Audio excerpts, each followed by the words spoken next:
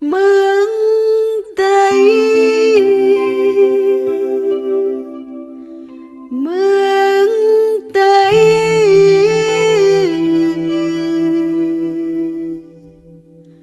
mương tây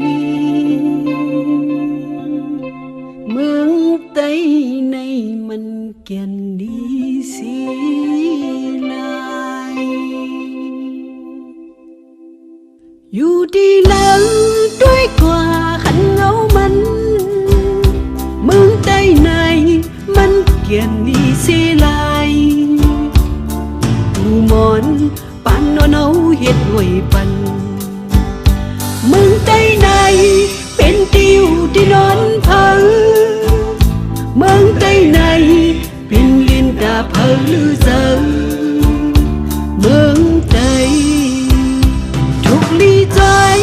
hang đà liên mương tây mà lê cối vừa yêu thương ngày bóng giờ hắn lén nghe cội mương tây này bên tiêu đi non tây mương tây này bên liên tà tây lư dây ơ thuộc lý rồi hén nghe cội vừa yêu thương nồng này mơ đi cùng yêu tây hôm lắc xinh lên bọc nê lu dân an mơ mi dừng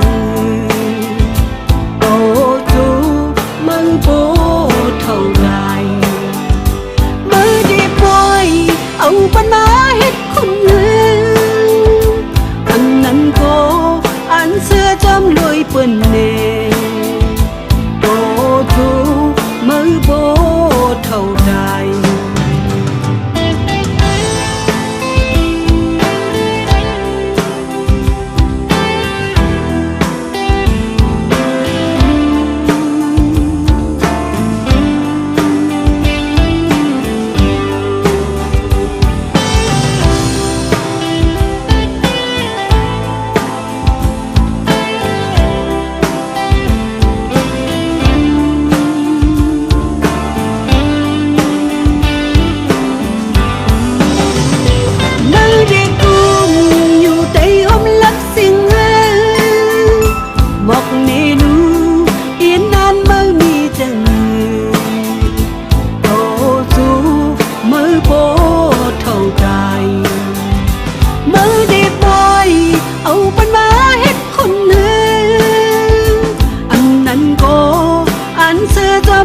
quên nè cứ mơ đi trôi tay trôi nơ thuộc ly trái hang đà lên mương tây